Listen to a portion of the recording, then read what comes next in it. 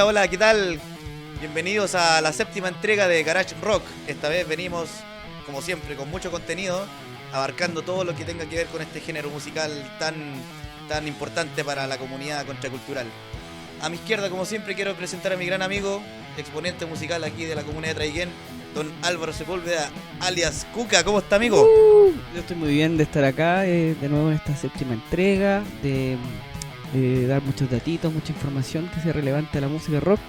Pero sin antes, primero necesito presentar a mi amigo, mi genial amigo, aquí, Juan Pablo de Ramón, en la primera voz. Muchas gracias, amigo, muchas gracias. Se está acostumbrando a no presentarme en los primeros capítulos, amigo. Pero que... Había que retarlo en las reuniones de pauta. Sí, ahí me retaron. No presentaba a nadie. Eso, Ya. no, pero vamos de lleno entonces Vamos de lleno. aquí vamos a abarcar dentro de este capítulo. El día de hoy vamos a abarcar grupos y proyectos paralelos de bandas o de músicos conocidos y relevantes dentro de todo este género del rock. Claro.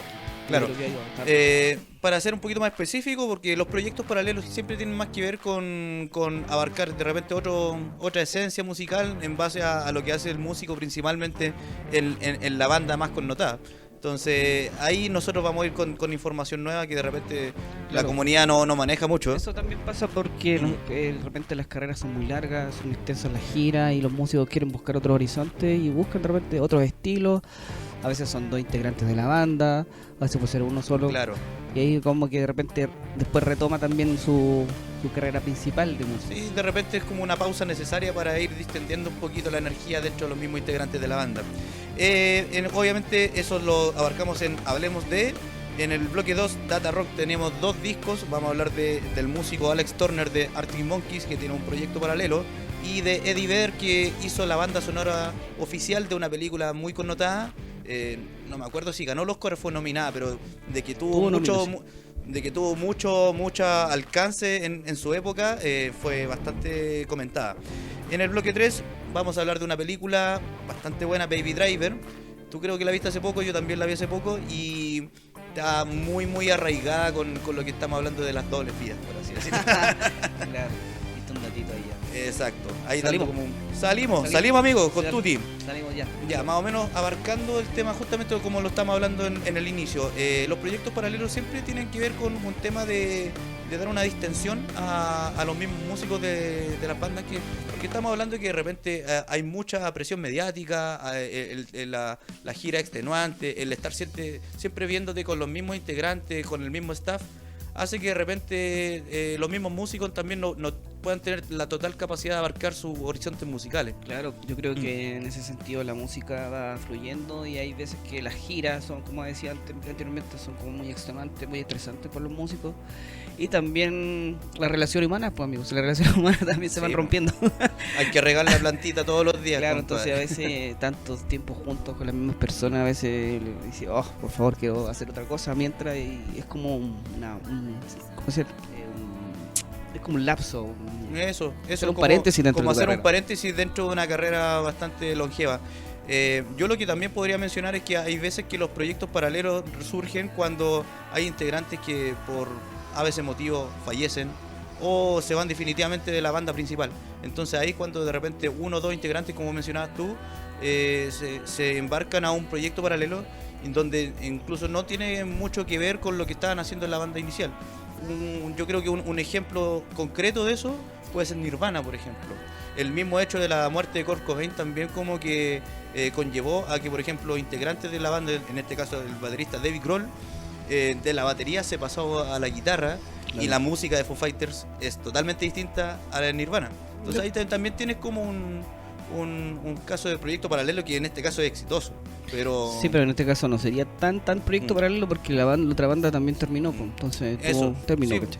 No, de repente, claro, pasa que un proyecto paralelo puede ser como algo permanente o puede ser como algo que pueda durar uno o dos discos, por así decirlo. Le queda gustando el otro proyecto, se queda ahí. Exacto. ¿Algunos otros casos de los que tú te acuerdes más o menos? No creo, así como ahora en el momento quiero comentar más o menos lo que tenemos preparado. Ah, sí, no, ya claro, porque era como va a ser una especie de introducción más o menos. Claro. Pero claro, aboquémonos porque directo. igual me puedo acordar de otro, pero claro, prefiero tocar los temas. Pero claro, como dices tú, aboquémonos 100% a lo que está en la pauta, si no nos vayamos por la rama. Ahí yo me anduve equivocando. Ya, entonces hablemos de los... Pero te voy a hacer un ¿sí? alcance porque ahí Don Dire mostró una imagen de algo bien particular, que más o menos donde parte esto de querer hacer un proyecto, porque creo que los integrantes de Kiss, y cada uno tuvo un proyecto paralelo, claro. hizo música cada uno y algunos son más exitosos que otros. Claro, ahí en este caso estamos viendo a Paul Stanley, el vocalista principal de la banda Kiss, y como mencionábamos en la pauta, claro, entonces como que cada integrante tiene su propio proyecto, a lo mejor no de repente con tintes de rhythm and blues, mezclando el rock, y no necesariamente un proyecto es muy similar al otro. Es súper raro verlo por a mí, así como ver este video. A todos se nos hace extraño verlo sin maquillaje, ¿cierto? Sí, pues, la puesta en escena y todo eso es distinto. No, pero bastante interesante. Por ejemplo, ahí tienen un caso concreto de un proyecto paralelo y seguramente la gente no está enterada. Claro, uno no se entera, uno tiene que ser más busquilla también, claro, buscar esas cositas. Ser más insistente de repente en la búsqueda. Pero ya, abocándonos un poquito más de lleno a la pauta, claro. Mira, podemos hablar del proyecto Honey Drippers. Es un proyecto que está principalmente conformado por 2 integrantes de la banda Led Zeppelin, que es Robert Plant, el vocalista principal, y Jimmy Page. Hay que decir también que como hecho concreto, la muerte del baterista principal de Led Zeppelin, John Bonham, también influyó fuertemente en la disolución de la banda, y también eso también como que contribuyó a que se formara este proyecto paralelo. Claro. De aquí en este proyecto también participaron músicos de la talla como Jeff Beck, que fue ex miembro de la banda de Yardbirds, donde coincidió con Jimmy Page. También participó el guitarrista Nile Rodgers, que es muy famoso por participar en la banda Chic y por colaborar en Daft Punk también, en el Get Lucky. No sé si te acuerdas de él. No, pues sí, él también estuvo haciendo Tiny Desk hace poco, así como hace meses atrás nomás estuvo saliendo. Claro, ahí estaba con la banda Chic. Ahí estaba con la banda Chic. Entonces, claro, es un proyecto ese que bueno, abarca muchas estrellas dentro de... Pero eso sí, solamente grabaron muy pocos temas. Tengo entendido que grabaron algo así como 5 o 6 temas. 6 temas creo que temas. Es un EP al final. Sí, pero lo interesante de ese proyecto fue que revivían... la esencia del rock and roll o blues de los años 50, 60. Claro, es como un compilatorio de canciones muy conocidas. Hacían sus propias versiones de esos temitas. Exacto.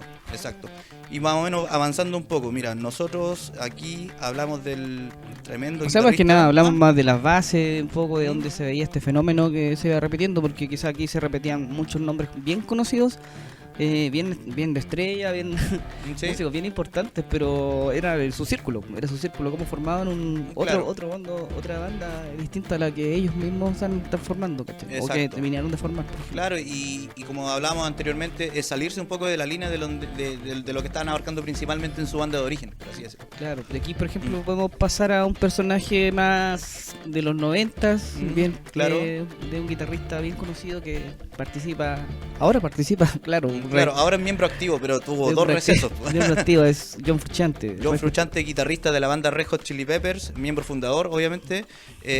Mencionar que él, en los años 90, su primer receso, él tuvo una fuerte adicción a la heroína.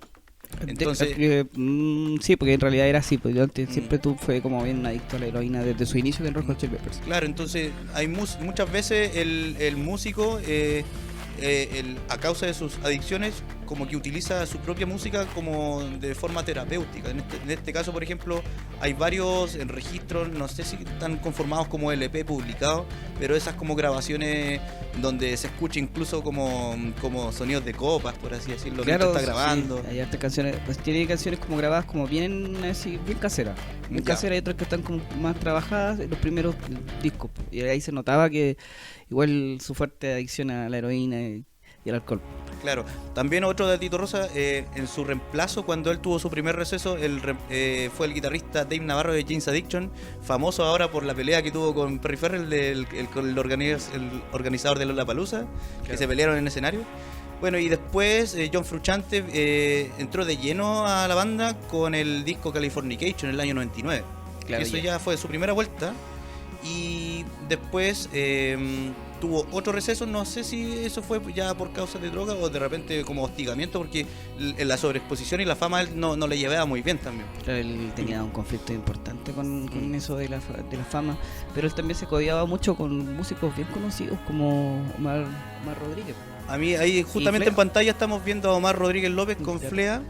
Sí, y tenían un proyecto paralelo como de jam, de improvisación en ese tiempo, pero él, por ejemplo, hace discos bien acústicos, con sintetizadores, ¿cachai? Siempre esa es su línea como de hacer música solista él, ¿cachai? claro, de repente coqueteando un poquito con base electrónica. Y lo interesante es que durante la carrera de Red Hot Chili Peppers graba y tiene más discos, como en un año tiene hace 2, 3, así como de corrido. Es Mira, muy yo inquieto estuve en eso. aquí investigando según la pauta que tenemos y claro, dice que en un año grabó 4 LP y 2 EP.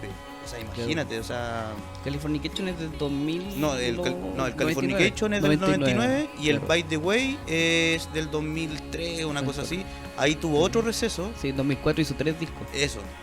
solista. Y esos 3 discos se caracterizan por ser más trabajados. Porque ya dijo, ya, o sea, que voy a hacer algo mejor, lo más trabajado posible. Porque a él le gustaba caleta eso de hacer que las pifias se notaran.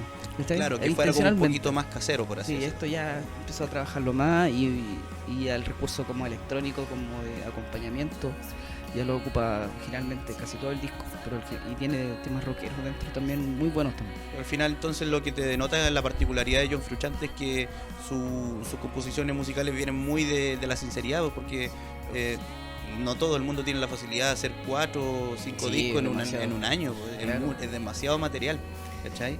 Entonces, vamos avanzando un poquito. Bueno, aquí vamos a hablar de Mr. Proyecto Paralelo. Vamos a parar.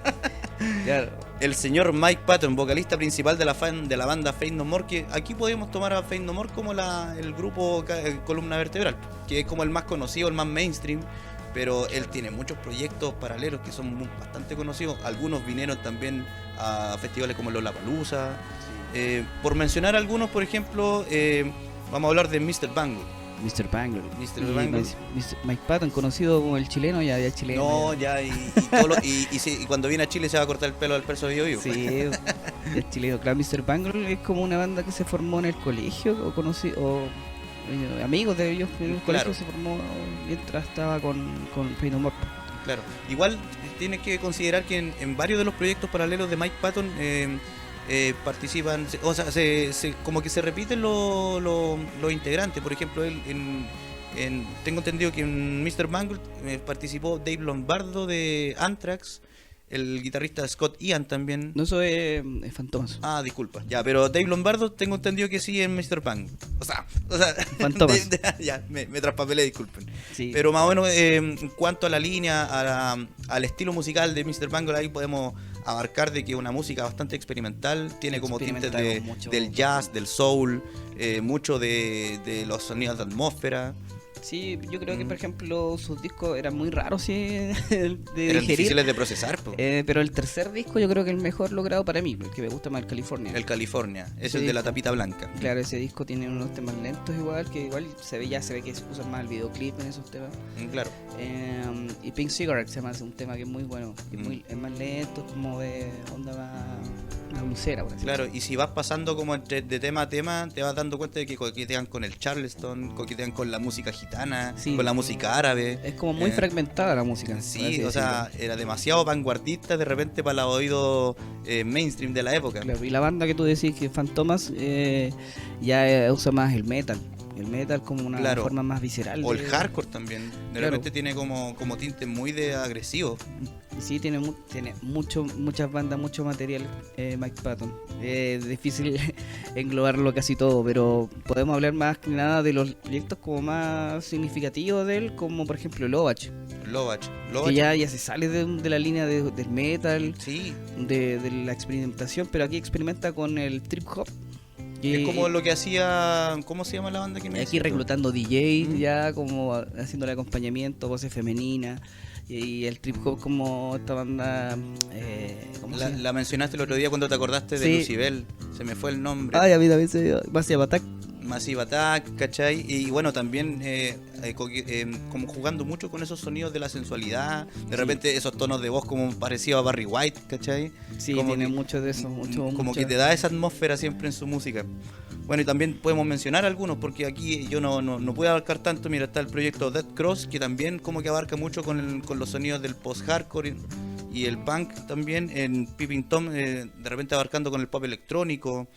mencionaste a Lovach, pero aquí yo me quiero detener en Mondo Cane, porque Mondo Sí. Cane yo creo que es como lo más atípico que podrías escuchar dentro del bagaje musical de Mike Patton, porque abarca en la música sinfónica y obviamente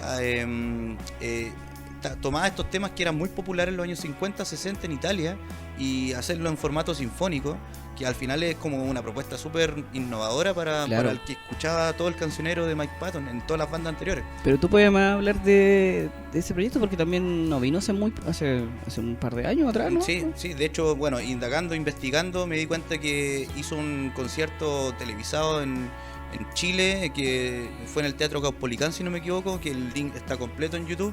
Él también, cuando vino Ennio Morricone al Estadio Bicentenario de la Florida, donde juega Audax, en Mondo Cane con Mike Patton fue el telonero de Ennio Morricone, aquí en Chile, imagínate. O sea, son como sucesos musicales bastante... Morricone es compositor de la película Cinema Paradiso, del Bueno, el Malo y el Feo. O sea, hay obras notables dentro Imagínate, tan versátil que... Eso puedo rescatar y concluir más que nada de la carrera de Mike Patton, que es tan versátil como puede... Es como que cada proyecto tiene una línea totalmente distinta a la otra, ¿cachai? Como que, bueno, pueden haber tintes similares entre una y otra, pero la gran mayoría son muy distintos, como que quiere abarcar lo máximo posible. Sí, igual también ha hecho bandas sonoras para películas. Yo me recuerdo de haber leído que hizo la música para Crank. Oh, Crank también. Esa película de acción que de Jason Statham. Sí, muy buena. Muy buena. Son 3 partes, pues, sí. Mira, y avanzando un poquito, bueno, tú tienes más bagaje cultural con Radiohead. Aquí vamos a hablar, por ejemplo, del vocalista principal, en este caso Tom York, más el guitarrista, si no me equivoco, que es Johnny Greenwood. Conformaron hace muy poco un proyecto que se llama The Smile. En The Smile, obviamente, ellos abarcan una atmósfera más o menos similar a la OK Computer, al In Rainbows, pero también innovando con algunos sonidos más de esta década. Bueno, ahí, por ejemplo, en imagen estamos viendo la sesión que lanzaron en la radio KXP de Seattle. No hace mucho. No, esto fue hace muy poco tiempo. De hecho, el proyecto se formó en el año 2019, previo a la pandemia del COVID-19. Sí, el mes anterior también estuvieron en Tiny Desk. También, Tiny Desk. Claro, sí, a mí me gusta siempre más el KXP porque tiene mejor propuesta visual, amigo. No sé, me gusta el juego de cámara y de colores que tiene. Bueno, para hacer un contexto, Radiohead es una banda de los 90 bien experimental, como que de un paradigma como de cambiar un poquito la forma de que hacía música otras bandas en ese tiempo. No, y sobre todo las bandas británicas que tenían como una línea muy definida. Entonces, claro, como que para sus 2 primeros discos empezaron así como que en esa línea. Como las bandas británicas como que hacían ese tipo de rock un poquito más melódico, más atmosférico. Más de la esencia de los Beatles, por así decirlo. Más de esa esencia, y después con OK Computers como que rompió su paradigma musical. No, claro, las rítmicas totalmente progresivas, los sonidos electrónicos, las bases. Y hacen eso del disco conceptual, que a mucha gente a veces le gusta, de tener un concepto como de la vida, como que retrata como la vida con las computadoras, con la inteligencia artificial en ese tiempo. Claro, al final como que cada tema pasa a ser un capítulo dentro de una historia. Sí, habla mucho de eso, sus temas, y tiene sonidos como composiciones muy buenas, encuentro ese disco. Y de ahí en adelante hizo su carrera musical con hartos más discos hasta llegar a In Rainbows. In Rainbows ya como que era como su último disco que hicieron. Pero ese fue una vez que comentamos que también ellos los vendieron por internet. Ah, sí, pues, la modalidad como justamente innovando con las nuevas plataformas de ahora. Y después de eso, Radiohead se separó, o sea, tuvo un lapso de tiempo, no que se separaran, que se pelearan. Pero no, es como un receso indefinido porque están medio ya chato entre ellos un poquito. Por así decirlo. Pero, por ejemplo, Tom York con Johnny Greenwood siempre están haciendo música. Entonces, como que siempre están activos en ese sentido, como músicos. Y entonces Tom York también tenía muchos proyectos electrónicos.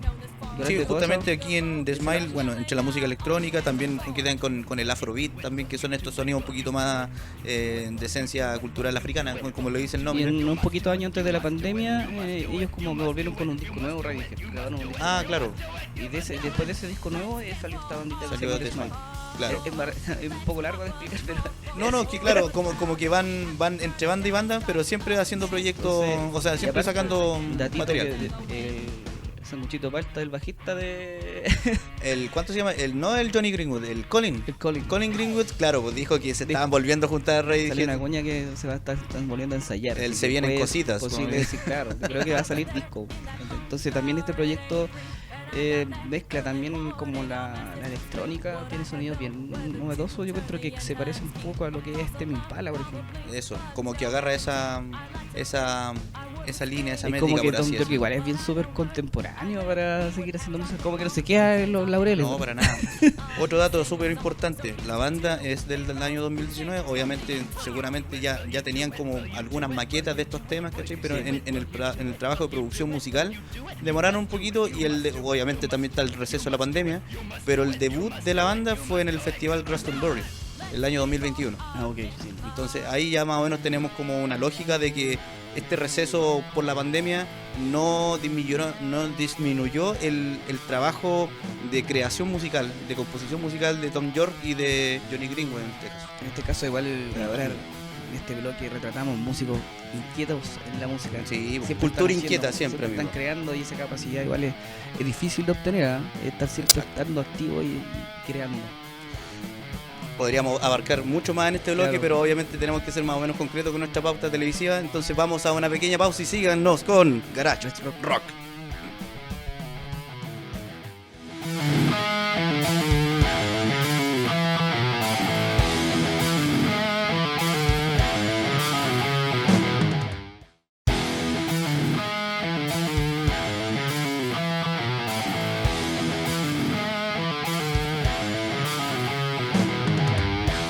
Y ya estamos de vuelta al segundo bloque de Garage Rock, capítulo 7.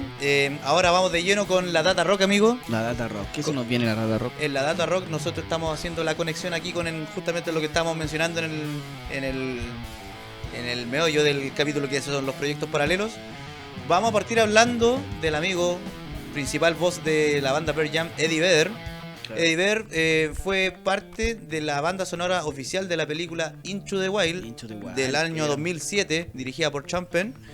En este caso, Sean Penn convenció a Eddie Vedder a introducirse en el mundo interior de este personaje principal llamado Christopher McCandless, quien fue a todo esto es una historia que está basada en la vida real.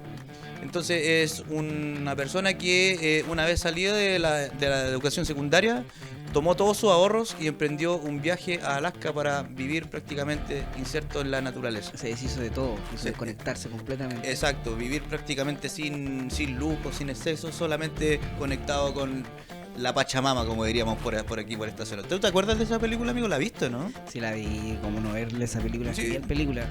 Y sorprendentemente escuchar a Eddie Vedder haciendo como otra cosa que no era sea Pearl Jam, me pegó harto fuerte como la parte más acústica, más de folk. Del folk, Y que exacto. del ukulele, pero también él ya había incursionado un poquito como haciendo música para Sí. películas, pero así como ya, un disco completo casi. Claro, lo que pasa es que dentro de Pearl Jam él ha hecho uno que otro tema en ese formato. Seguramente esto lo tiene que haber escuchado Sean Penn, y aparte de que la voz de Eddie Vedder tiene como tanta profundidad que también como que te interna en un mundo mucho más introspectivo, ¿cachai? Entonces, como que cada vez que canta estas letras profundas también tú te vas integrando al espíritu del personaje, por así decirlo. Claro, te va integrando a eso, a la atmósfera, al viaje. Yo creo que eso me da la Eso. sensación de estar siempre en un viaje con la música que hizo en esta película. Exacto. En este caso, el disco de la película Into the Wild tiene 11 temas. Tengo entendido que en 2 de los temas tiene colaboraciones. Pero más que nada, hablar de que para Eddie Vedder fue una total experiencia meterse en el mundo interior de Christopher McCandless, que como tal había dicho, esta fue una persona que realmente existió. Obviamente tú cachai que las películas son todos guiones adaptados. Claro. O sea, hay algunas cosas que suceden en la película que no necesariamente hayan pasado en la vida real, pero gran parte de esto sucedió. Entonces, Todos lo conocemos por Daniel Supertramp.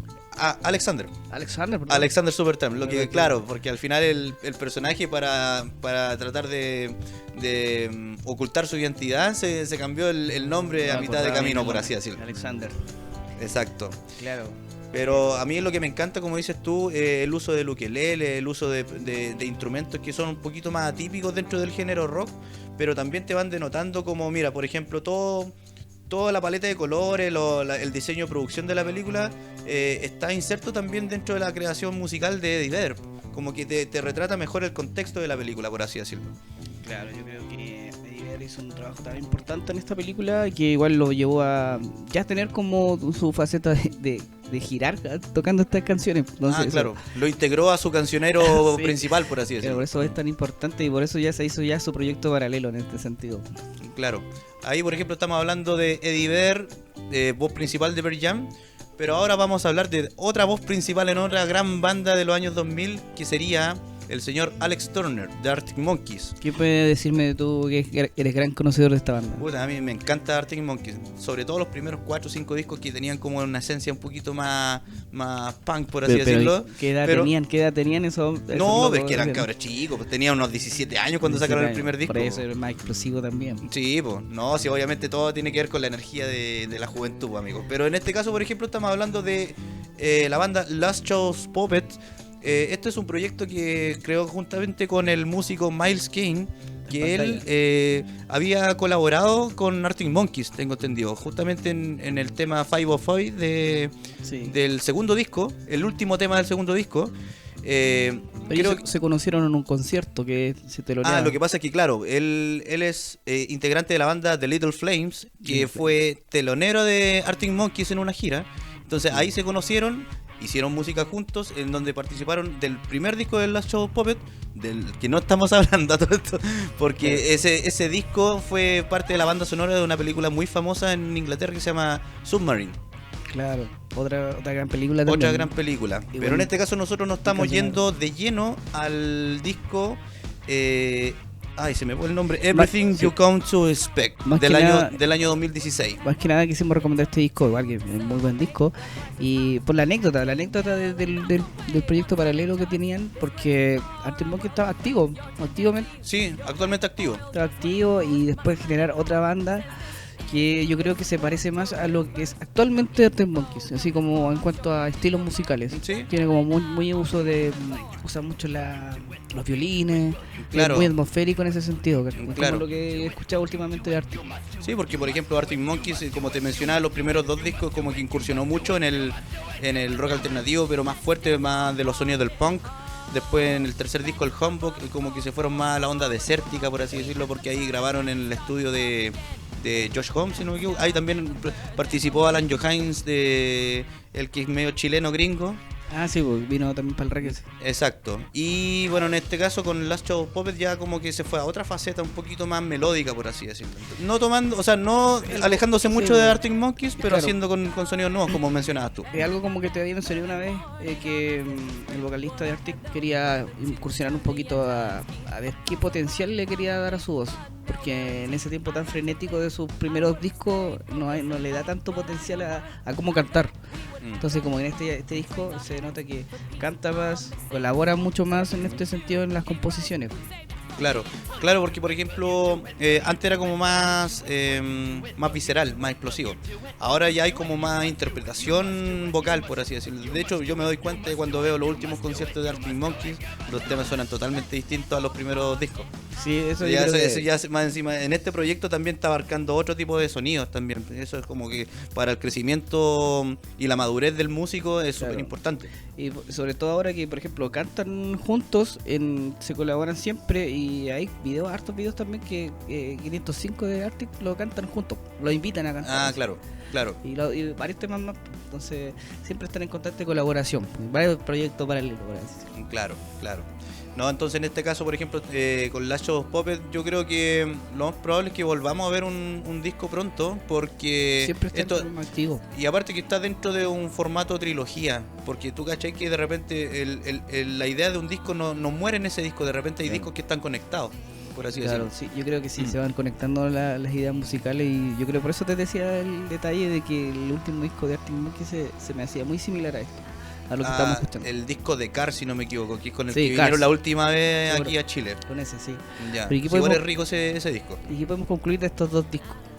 Mira, al final nosotros quisimos darle también como una onda un poquito más cinematográfica con el caso de Eddie Vedder y conectarlo con la banda sonora de una película, pero si te vas dando cuenta abarcan sonidos que van un poquito más ajenos de su de su banda principal. Claro, eso es importante, cómo van explorando los estilos, Mm. cómo van creciendo también como músicos en hacer otro tipo de música, en ir creando colaborando con otros músicos también, que quizás a veces no son tan conocidos, y esos otros mismos músicos se van haciendo más populares con los integrantes de bandas Eso. reconocidas. Claro, porque generalmente son músicos de sesión que después, claro, van adquiriendo, como dices tú, mayor connotación de prensa, por así decirlo. Su talento también se está viendo llevado más a la exigencia de las giras, de la cantidad de público que los va a ver también. Pero yo creo que en este caso enmarcamos bien el bloque porque va muy de la mano con lo que estamos dando como concepto dentro del... Sí, también del para capítulo. que la gente se sienta con ganas de descubrir música, porque dentro de todo uno va investigando, va buscando estos detalles, estas canciones, estos grupos, y la gente tiene que conocerlos, tiene que escucharlos. Escuchen estos dos discos, y si no han visto la película Into the Wild, la vean, y el disco obviamente lo escuchan. Yo lo escucho generalmente casi siempre, Sí. puedo decir que es un muy buen Uno disco. que otro tomita está dentro de tu playlist de Sí, Spotify. sí, yo siempre creo. está ahí, y tratando de sacarlo en ukulele o en guitarra. Exacto, entonces ya vamos con la segunda pausa de este séptimo capítulo de Garage Rock. Sigan en sintonía. Comunidad.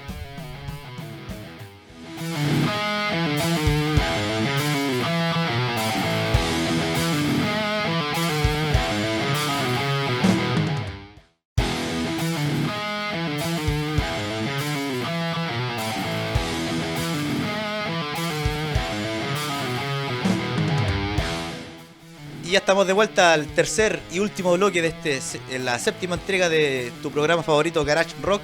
Como siempre venimos al tercer y último bloque con rock y películas. La papita esta. La papita de este capítulo. La papita Siempre cagada. dando la referencia cinéfila a todo lo que tenga que ver con la música rock y bueno, también abarcando otros géneros. En este caso vamos a hablar de una película que no se lanzó hace mucho tiempo, tiene un reparto bastante renovado con mucho renombre. Estamos hablando de la película Baby Driver, dirigida por el señor Edgar Wright, el año 2017. Salen actores como por ejemplo Ansel Elgort, que es un actor bastante joven. Él fue más conocido por la película Bajo la misma estrella. También sale Kevin Spacey, que bueno, muy famoso por muchas películas, también en la serie House of Cards. Tienes a Jamie Foxx, ganador del Oscar con Ray Charles. Tienes a John Hamm, conocido también por la serie Mad Men.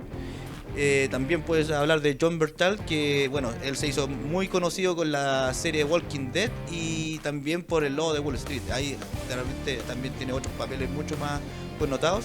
Pero básicamente en esta película podemos decir que es una versión un poquito más de corte juvenil, acción, de otros proyectos que se habían hecho antes, como no sé, Taxi Driver de Martin Scorsese, o la película Drive, que donde actúa Ryan Gosling, que esas tienen como un tinte un poquito más oscuro, porque por ejemplo hablan de temáticas un poquito más densas, pero en este caso estamos con un protagonista que es mucho más joven y tiene la capacidad de conectar con por ejemplo, ahí vemos personajes que vienen como con la nueva camada de Hollywood, por así decirlo. Entonces es darle como un aire mucho más juvenil a una temática que ya se había abordado antes, por así decirlo.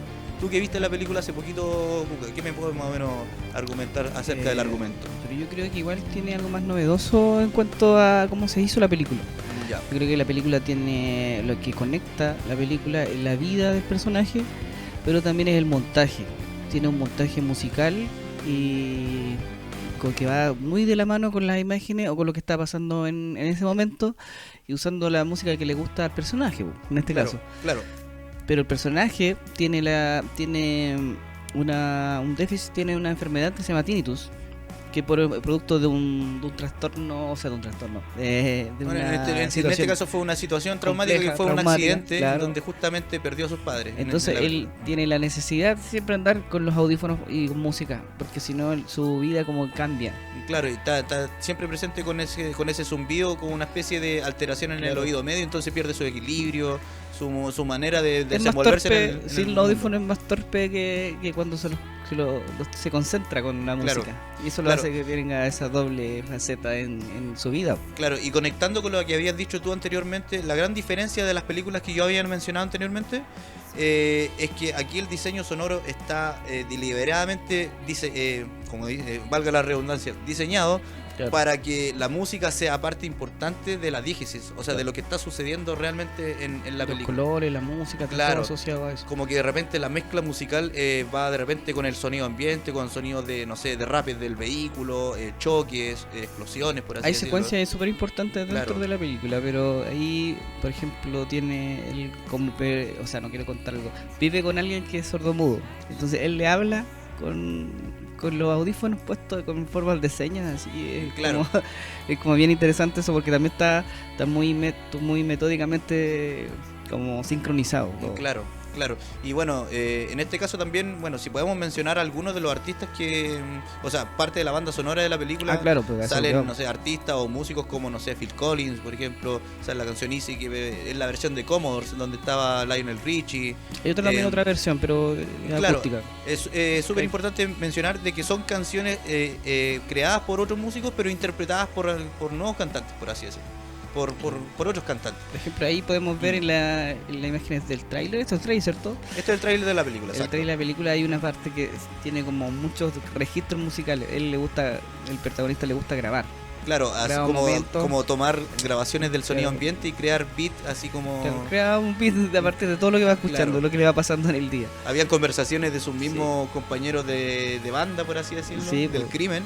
Y entonces como que se grababan ciertas conversaciones y se iban rimando con un beat, por así decirlo. Claro, entonces él tiene, en este caso va teniendo como doble vida, doble sensación. Entonces cuando está así sin un audífono, tiene como que le llega todo el trauma que Claro. tuvo antes y su vida es compleja.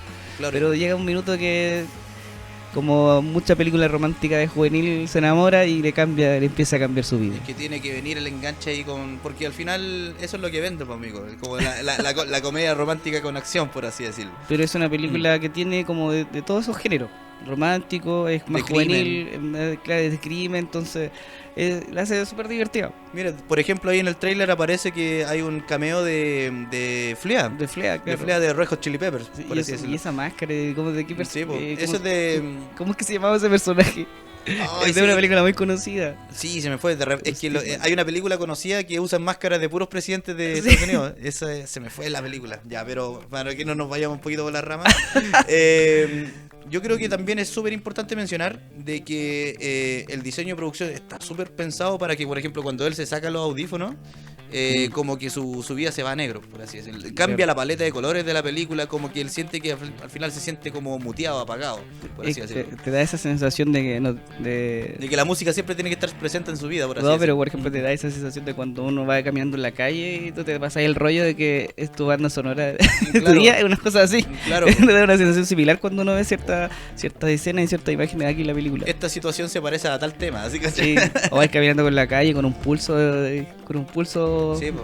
de la música, con un tempo, vais caminando con ese mismo tempo. Ah, no soy el único entonces. Sí, pues dan ese tipo de sensaciones. A mí por lo menos me identificó en eso. Sí, por ejemplo, para los que vieron, no sé, películas como esta de los Beatles que salió hace poco, como que hay un personaje que se sabe los temas de los Beatles y Hey Jude parece que se llama. Jude parece. Sí, sale la actriz Lily James ahí, también conocida por la película Cenicienta, también. Bueno, había mencionado los personajes anteriores. Yo creo que el reparto está súper bien equilibrado, porque son actores súper versátiles que pueden abarcar muchos géneros. En este caso, por ejemplo, es como una comedia de acción con tintes de crimen. El mismo Kevin Spacey, que tiene mucha experiencia haciendo estos papeles como de villano, que le creen. Villano y humor. Que le queda muy bien. Como mucho de humor negro, como de verte como de manera despectiva de repente. Sí. Y le queda muy como anillo al dedo ese tipo de personaje. Ahí sale una actriz latina, Eiza González, también mexicana. Como había mencionado yo anteriormente, es súper importante que de repente hayan como referencias de películas anteriores. Yo mencionaba, por ejemplo, no sé, el tema de Taxi Driver con Robert De Niro. Tenía esa conexión con la personaje, la pequeña que era la prostituta, ya. Jodie Foster. Sí. Entonces ese era como su talón de Aquiles, por así decirlo. En este caso, Baby Driver, el personaje, quería como escapar de esta realidad a través de su contacto con la chica. Es que le llegó el amor, pues, amigo. Entonces, Sí, po. le llegó Y se le desarmó todo el naipe, por así Sí, decirlo. claro, claro, se le cayó el naipe y tuvo que escapar ahí las ramas. Claro. Hay que jugar al escurridizo, por así Ahí decirlo. tuvo que rehacer su jugada. Claro. Es una película bastante renovada, yo creo que es para todo público. Generalmente a los que les gusta el cine de acción, bueno, como saca cositas como de Y también las películas que te pueden gustar, que te gusten las secuencias de auto. Hay harta gente que le gusta mucho ver Rápido y Furioso. Rápido y Furioso, ese tipo de películas. Súper entretenida en eso. Por eso mezclar varias facetas, varios estilos. ¿Algo más que de repente quisiera aportar, amigo? Yo creo que tienen que verla, porque yo la he visto como 2 veces y es súper entretenida. La he visto Sí. hasta con mi familia, así que la recomiendo totalmente. Perfecto. Y aparte que hace muy bien uso de la música. Tiene escenas como muy icónicas dentro del relato. Sí, sí, es como que al final la música pasa a tomar un rol protagónico en ciertos pasajes de recuerdos del personaje principal, que eso es súper clave también para introducirse en la diégesis y en la historia el argumento de la película, por así decirlo. Igual como que Te va dando una atmósfera distinta, disculpa. dentro de todo lo que hemos recomendado es como más... Sale un poquito del área de confort, por así decirlo, pero tiene mucho que ver con la música. Creo que igual hemos recomendado más documentales y todo eso, que ya son de otro estilo, de otro género, pero aquí ya lo entramos directo como más a la ficción. Claro, lo que pasa es que nosotros siempre abarcamos el documental porque tiene que ver como con profundizar la historia de un artista o la historia de un evento musical en este caso. De repente cuando hablamos de películas pueden ser como una biopic, como mencionábamos anteriormente también, como de Claro. Películas basadas en la historia de alguien. de alguien, ¿cachai? Sí, En este caso es como que la música es parte importante de un argumento, pero totalmente nuevo, por así decirlo. Claro. Entonces eso yo creo que esa es la gran ventaja de esta película. Yo creo que más que nada eso, mencionar sobre Baby Driver, película Sí. de Edgar Wright, el año Buena 2017. Buena película de ese año. Para todo público, muy entretenida. Se la recomendamos también por la música, que eso es lo más importante. Ah, hablando y de Garage Rock. recordar que yo creo que todavía está en Netflix. Creo que todavía. Ya. No estoy seguro porque no tengo Netflix ahora. Ah, me lo cortaron. Pero debe estar en Amazon Prime. Ya, sí, porque bueno, eso también, existiendo tantas plataformas, como que es súper complicado de repente. Claro. ¿Dónde está esta película, amigo? Claro, entonces ahí la pueden ver, búsquenla Ya. y veanla. Eso. Entonces estamos llegando ya al A final despedirnos. de la 7ª entrega de Garage Rock. Vamos a venir con más sorpresitas, así que estén siempre atentos a la sintonía de aquí de Zona D. Síganos, suscríbanse. Suscríbanse, comenten, compartan, denle like a todos los capítulos. En YouTube. Háblenlo con sus amigos, los carretes, en todos lados, en Sí. la mesa centro, compadre, en todo. Sí, para que sepamos más de rock y de películas. De rock, películas y de todo lo que tenga que ver con este gran género musical. Eso ha sido todo, amigos. Nos vemos. Chao, chao, chao, chao, chao, chao, chao.